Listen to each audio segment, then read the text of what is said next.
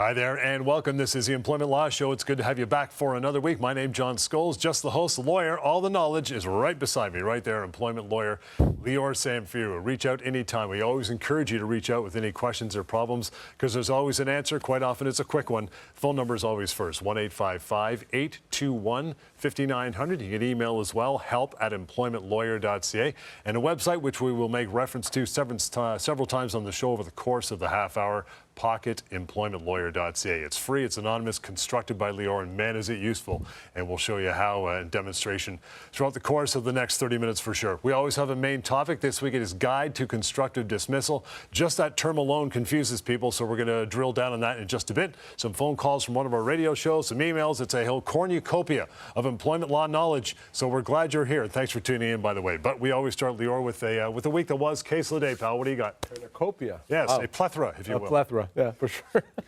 Great to be here. Great to be talking about this very important topic once again to help educate everyone about what you need to know in the workplace.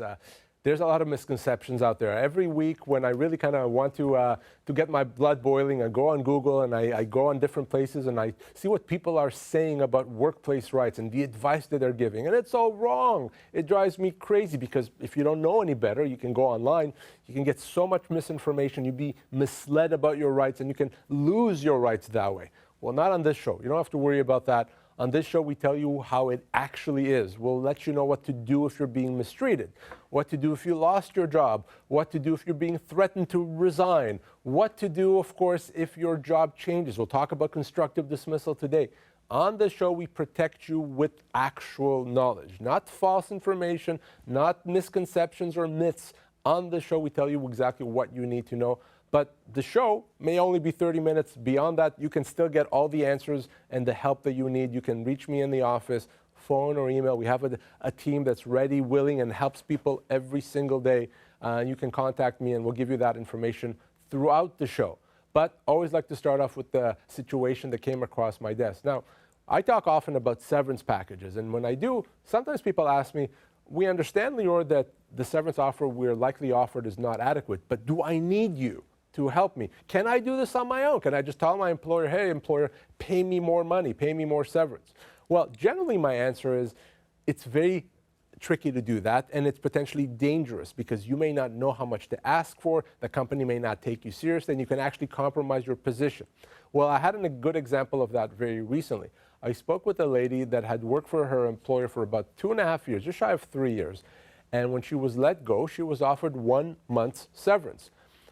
This lady actually didn't think it was a terrible offer. She went to her employer and said, employer, you know, I really want to resolve this with you. Give me another month's pay. Be a good employer and give me 1 more month's pay.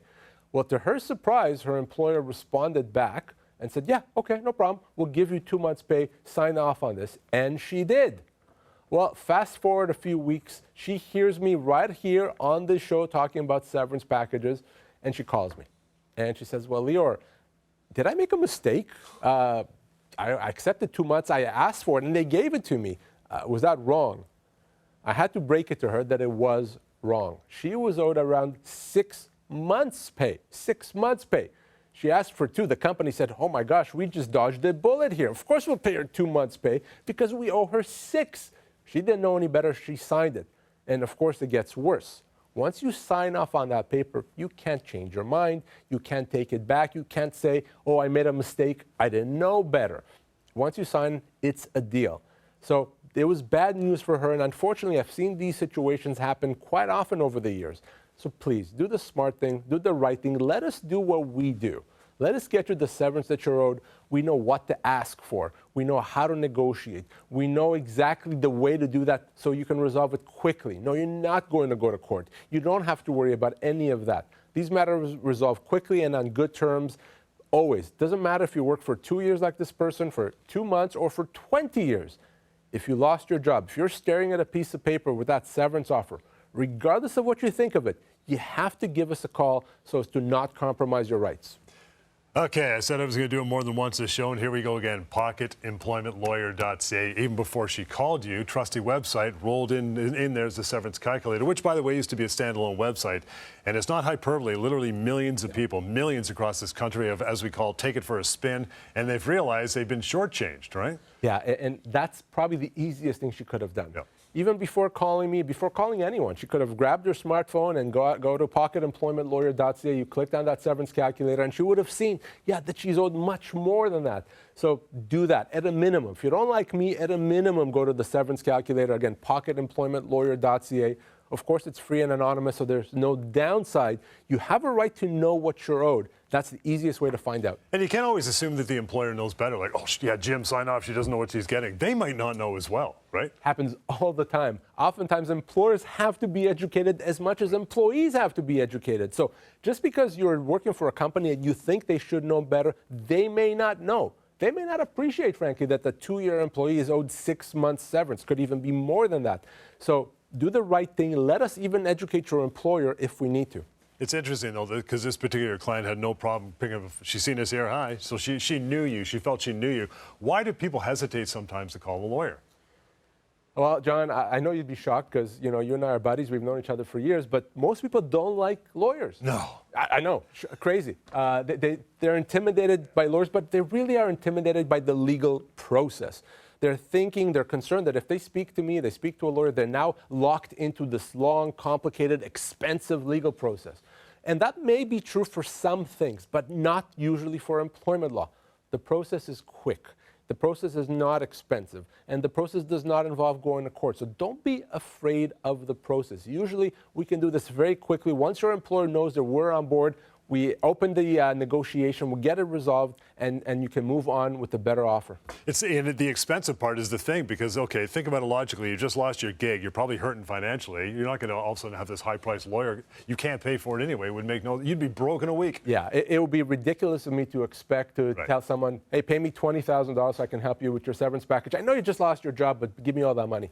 Can't do that, won't make sense, will never happen, which is why we work with most people on a contingency basis where not only do we not get paid unless we're successful, but in most cases, the company will contribute if some or maybe even all the legal fees on top of the severance. So don't be afraid of fees. You can go to employmentlawyer.ca anytime to find a radio station across the country, and in Ontario specifically, that will carry our show. You can listen in weekly. We do Monday to Friday, Saturdays, Sundays. We're all over the place. Lior and I and the other lawyers in the firm take a lot of phone calls on the show because people want to know. We like to play some of the good ones back here, again, in an effort to educate and get rid of some of the misconceptions about this entire topic. So want to get to a few phone calls every week. The first one, Lior, is coming up right now, so let's have a listen. I'm calling on behalf of a friend, but I want to kind of run this by you. He's in his late 50s, has been an employee for over 30 years with a well-known franchise chain company. He's been a senior manager, I believe he's director level. This particular company, whose head office and HR is out in the United States, even though he's employed in Canada, is offering him a year severance and is not moving from it. That's got to be one of the worst we've heard. It's pretty bad. That's terrible. It's pretty bad, but there's one thing I want to address, and that's the fact that the company is U.S. Yeah. It's in the United States. So some people may think, well, does that mean that United States laws apply to me, even though I work in Canada? No. The laws of where you work, physically work, those are the laws that apply to you. If you physically work in Ontario, even though the company may be headquartered in the U.S., it's the laws of Ontario that apply to you, and that's a great thing. We have much better employment laws in Ontario or in any province, frankly, in Canada, than they do in the U.S. It's just the way that it is. So yes, this person is owed severance based on our laws here. So long service employee, many years of service, and an older employee was offered 12 months pay. Is that enough? Well, you can see by John's reaction already that it's not enough. But let me show you why it's not. Let's go to pocketemploymentlawyer.ca. Let's use the severance calculator tool, and let's see what that actually gives us. So we know this person has been there for about 30 years, is a director level position, been there for 30 years at the age of 58, was offered 1 year's pay. He's owed 2 years' pay, double that. And frankly, John, he could be one of those people that could get slightly more than 2 years' pay, given those stats. So that's a terrible offer. He is owed double that. By the way, that's how easy it is to use a severance calculator. You can do that. It'll take you just as little time as it did to me right now. So check it out. Phone call number 2. Let's have a listen to that one, Lior, see what this one reveals. I've been with my current employer for 10 plus years. I just received an email from him stating various reasons as to why we will no longer be working together and gave me options, either find another place to work or work with him during working notice period. Right now, he's just kind of making me feel a little bit uncomfortable, and it's a little bit becoming like of a hostile environment. That's the problem with working notice sometimes, right? Yeah, and it may be very uncomfortable. Yeah. So certainly, you don't have to look for another position within the organization. If they want to offer you one, you can certainly consider it, but you don't have the obligation to knock on doors, apply for positions, look for postings within the company.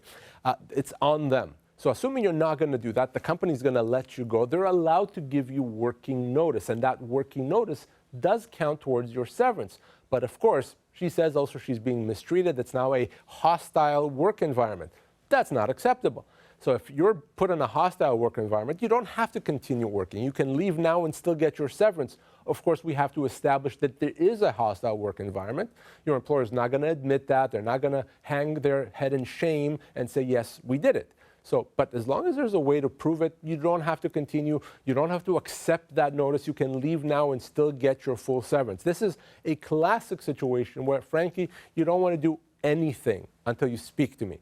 Devil's in the details. We need to have a conversation to understand what you've been offered, how much, how the work environment is hostile, who's involved in that, can we fix that, and then we have a plan of action. So don't respond, don't act emotionally. Let's talk if that's your situation. Let me ask you a quick question before we break about the hostile environment. If it's verbal, and people always ask you this question, can you record the conversation? To prove it, as proof, you said you need proof. You need proof. Not only you can, you should. Okay. So if you're speaking to someone, like I'm speaking to you right now, I'd be allowed to record our conversation. I can have a recorder or my phone recording in my pocket, and I'm allowed to record this conversation, and then I can use that as proof, as evidence of what was said between us. What I cannot do is leave my phone on the table and record you talking to someone else where I'm not part of that conversation. That could be a criminal offense. Don't ever do that. But yes, you can record yourself talking to someone else, even if they don't know about it. And that, in a harassment situation, can be quite useful to have that evidence. Want to get that third phone call on our main topic, Guide to Constructive Dismissal, on the other side of the break. In the meantime, we'll give you the number again, the contact details to call Lior and his team, 1-855-821-5900, help@employmentlawyer.ca. Lots more of the Employment Law Show is coming up on the other side. Don't go anywhere. People think contractors aren't owed severance. EmploymentLawyer.ca says that is a myth. Many contractors are actually employees and are entitled to full severance pay. Always check with the employment lawyer first at EmploymentLawyer.ca. How do you force insurance companies to pay long-term disability claims? Insurance companies deny legitimate claims all the time. They're playing the odds. They know that most people are just going to walk away. Your insurer may ignore you, they may even ignore your doctors, but they can't ignore us. We know how insurance companies work. We know their weaknesses. We know how to use the legal process to force them to pay you what you're owed. Go to disabilityrights.ca. Discover your rights, fight back, and get what you're owed. People think you are only owed 2 weeks' pay when you lose your job. EmploymentLawyer.ca says that is a myth. You may be owed much more than 2 weeks per year. Don't settle for less. Always check with the employment lawyer first at EmploymentLawyer.ca.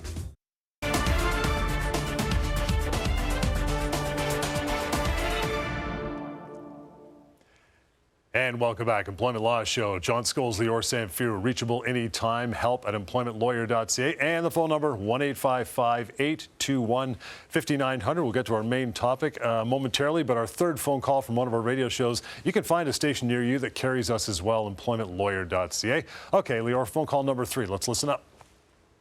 I've been working for 14 years with the company. Recently had an issue and had to move into short-term disability. And now not sure I can go back to work in the same capacity.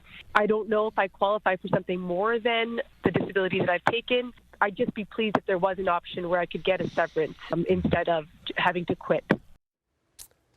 You can hear it's a stressful situation. Oh, yeah, imagine you can't work and you don't know if you can go back to work, and the company Maybe it's not being particularly helpful. You still need to get paid. So what do you do in that situation? So the first thing is to determine, do you have coverage for long-term disability under your work plan? So if she has short-term disability, there's a very good chance that there's also a long-term disability plan, and that could continue paying her potentially till the age of 65, so long as she cannot work and her doctor is supporting her. So that's step number one. Apply for long-term disability. By the way, if you get cut off, if you get denied long-term disability, you got to call me right away. We have a whole team in the office dealing exclusively with this issue. They're unbelievably good in getting insurance companies to do what they're supposed to do. So that, make sure you do. Beyond that, if she doesn't have long-term disability, it's not an option to go there, she can still be off work with a doctor's note. Regardless of long-term disability, she can be off work, and if the doctor says she needs to be off, her employer can't do anything. Now, if her doctor says not only do you have to be off work, you're probably not going to be able to come back at all, or it's very unlikely, at that point she can force her employer to pay her severance. Now, we call this frustration of contract. That means it won't be her full severance. It will still be a portion of her severance, but it's still some compensation. But that's only if she cannot go back to work at all. Either way, you have options here. You don't have to worry about compensation, whether it's an insurance company that's going to pay or your employer that's going to pay you.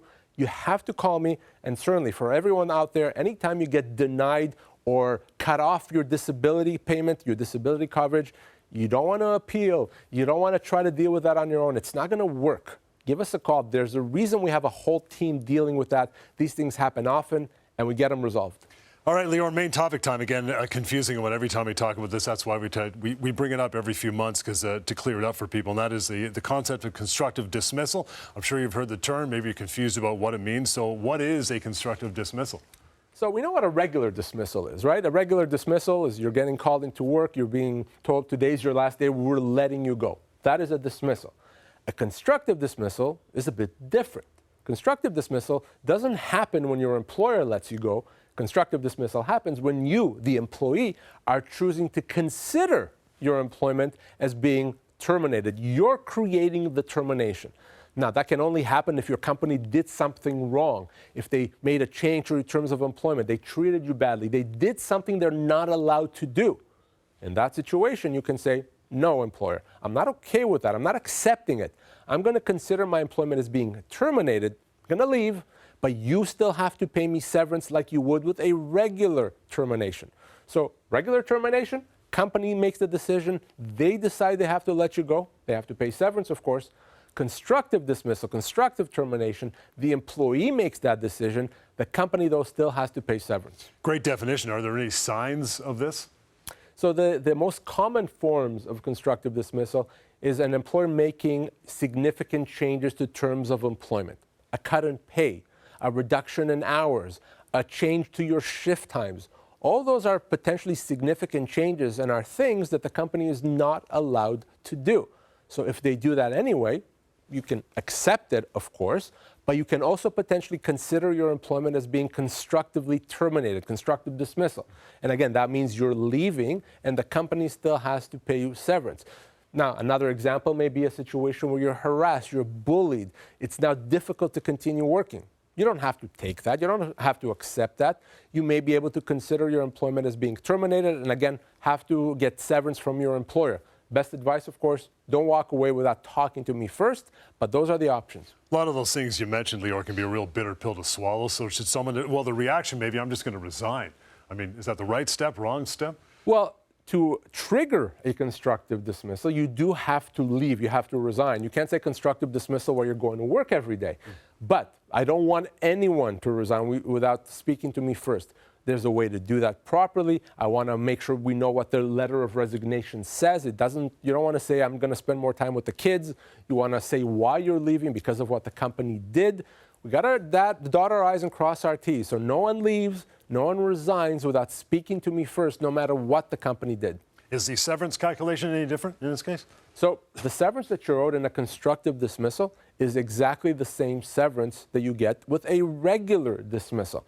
So no, it's not a week per year. It's not 2 weeks per year. It's significantly more, and it could be as much as 2 years' pay. In some situations, it can even be more than 2 years' pay. And of course, you can also find out through pocketemploymentlawyer.ca what that severance is. By the way, I mentioned pocketemploymentlawyer.ca. We have a constructive dismissal tool there. Yep. If you want to know if what's happened to you is a constructive dismissal, click on that constructive dismissal tool, answer some questions, and you'll get an assessment right there and then as to whether that could be a constructive dismissal. But again, same advice applies. To get that full severance, no one leaves, no one quits, not without talking to me first. Well, that's what I was going to say. Can I handle this on my own, or I got to come to you? No, it's too much at stake because you don't want to leave if it's not really a constructive dismissal, because then you've just resigned. So we need to do this correctly. We need to do this right. It's not every change. It's not everything that the company does that's necessarily a constructive dismissal. So the first step is to get an assessment as to whether what they did is a constructive dismissal. And also to, of course, can talk about the timing of the resignation. You may not want to resign right away. You may want to resign later. Waiting sometimes is good. Sometimes it's not good. So again, devil's in the details. No resignations. No one deal with it on their own. When it comes to constructive dismissal, more important than ever to call me and get some legal advice. Let's take a short break on more of your emails, questions, and employment rights. Rapid fire is coming up in the next segment, too. So stay tuned for that. We're coming right back. People think you have to sign back a severance offer by a deadline. EmploymentLawyer.ca says that is a myth. Deadlines are used as a pressure tactic. Make sure the offer is fair before you sign. Always check with the employment lawyer first at EmploymentLawyer.ca. Can insurance companies deny long-term disability claims for mental illness? When you're suffering from a mental health disability, insurance companies just don't understand. But we do. They can absolutely not force you back to work. If your doctors say you are not ready and you know you're not ready, they cannot make you go back to work. If you have a mental health disability and your claim is denied, don't give up. Give us a call and let us fight for you. Go to disabilityrights.ca. Discover your rights, fight back, and get what you're owed. People think you aren't owed severance pay if you are fired for a reason. EmploymentLawyer.ca says that is a myth. Most for-cause terminations are false, and you are still owed full severance. Always check with the employment lawyer first at EmploymentLawyer.ca.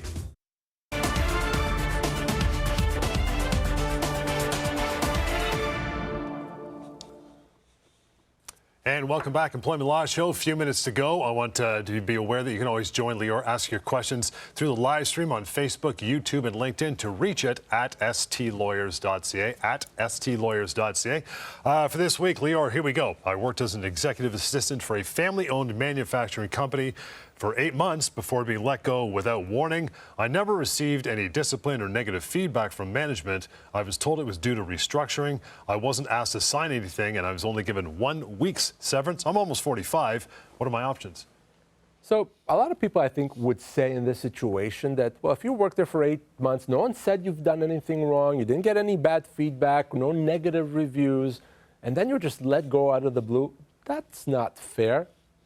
You know what? I agree. It's not fair, and it's not something an employer should do. But the real question is it legal? Unfortunately, it is legal. The company is allowed to let someone go as long as they pay proper severance, even if there was no prior warning, even if there was no discussion about something the employee did or did not do wrong. And in this case, the employer said it's because of restructuring, even if it's not really a restructuring. Maybe they didn't think she did a good job and they let her go. As long as severance is paid, there's no legal obligation to provide that prior warning to give the employee the opportunity to fix things. And employers should do that. It's the right business move. It's the right moral and ethical things, but legally they can. The question, therefore, of course, becomes, this person, after 8 months, certainly didn't do anything wrong. What severance is she owed? The company says it's only a week's pay. Is it right? And now, by the way, it's easy to think, only 8 months, that's short employment, so a week doesn't sound so bad. Well, is it? I'm going to tell you. In fact, I'm going to show you. We're going to go to pocketemploymentlawyer.ca. We're going to use our severance calculator once more, and let's see what the real amount is, and not what the company wants to pay. So she's 44, worked as an executive assistant for only 8 months. Company says 1 week's pay.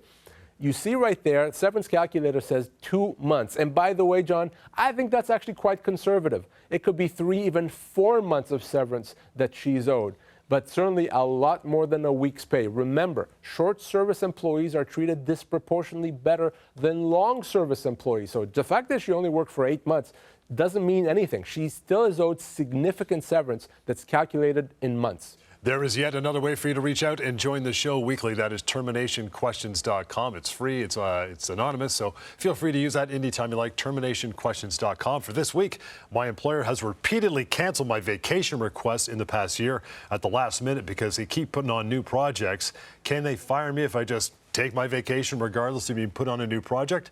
Can an employer stop you from taking vacation at all? So, very interesting question. So, first of all, you should not unilaterally decide to take vacation. So even though you may not have taken vacation, you can't say, I've decided I'm taking vacation now, too bad, employer. Can't do that. An employer does have a right to decide when you take vacation. But what an employer cannot do is tell you you're not taking any vacation. So if you want to take your vacation, they have to give it to you. And if they don't, you can go to the Ministry of Labor. They can be fined. They can be forced to do that. Your employer cannot decide, too bad, this year, no vacation. They can say, you'll take it then, and you may not be happy with the dates, but as long as they allow you to take vacation, that's okay. Now, if you ultimately agree not to take vacation, you don't lose your vacation pay. You may have lost that vacation time, but you still have to get paid for your vacation pay. So remember, yes, it's possible in some situations to lose vacation time, not possible to lose vacation pay. Those are very different things. So talk to your employer. Tell your employer, I am going to take vacation this year. Tell me when, or I can decide if you want me to, but I'm taking my vacation. If your employer won't do that, you can call me. For that, you can even go to the Ministry of Labor. They have to allow you your vacation. And when they go, Lior, I booked my vacation, then they switched to February, and I've already bought tickets, I got airline, I got cruise, I got all the stuff in my hand I've already paid for. So generally speaking, if your employer approves your vacation and you've relied on it, your example, John, you bought tickets, you've made your hotel bookings, well, in that situation, it's not proper for your employer to take that vacation away unless they compensate you potentially for the losses, and even then, likely not. Now, if they approve the vacation and the next day they take it back, they probably do that if you haven't really relied on it. So did you rely on it? Did you spend money? Generally speaking, the best advice is talk to your employer. Try to work with them on a mutually agreeable time for vacation. You don't want to get into a big fight over it, but if your employer is not acting reasonable, that's what the law is there for. All right, as always, we wrap up the show, wrap up the week with employment rights rapid fire. Let's get into that right now.